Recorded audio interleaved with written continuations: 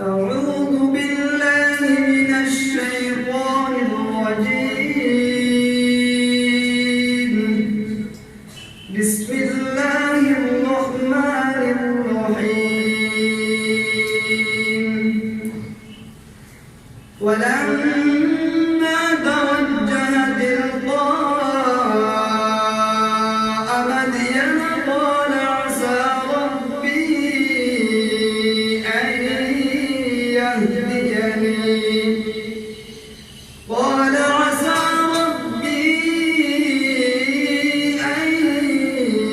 يهديني سواء السبيل.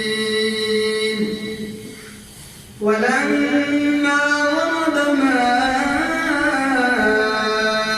مدين وجد عليه أمة من الناس يسقون، ووجد من دونهم امرأتين تذودان. قال ما خطبكما؟ قالتا لا نسقي حتى يصدر الرعاء وأبونا شيخ كبير. فسقى لهما ثم تولى إلى الظل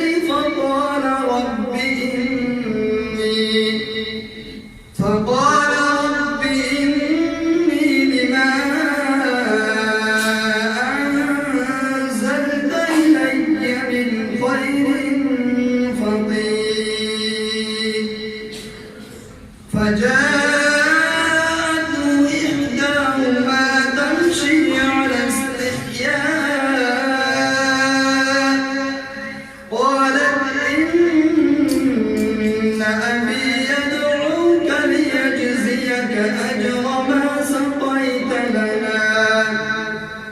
فلما جاءه وقص عليه القصص قال لا تخف نجوت من القوم الظالمين.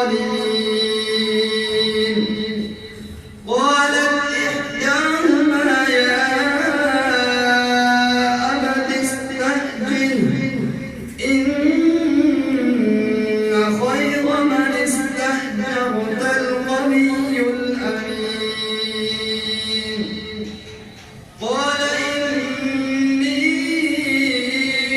أريد أن أنكحك إحدى ابنتي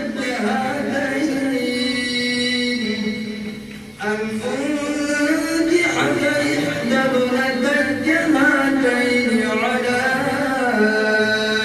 أن تهجرني 8 حجج فإن أتممت 10 فمن عندك وما أريد أن أشق عليك ستجدني إن شاء الله من الصالحين. قال ذلك بيني وبينك أيما الأجلين قضيت فلا عدوان علي والله على ما نقول وكيل. صدق الله.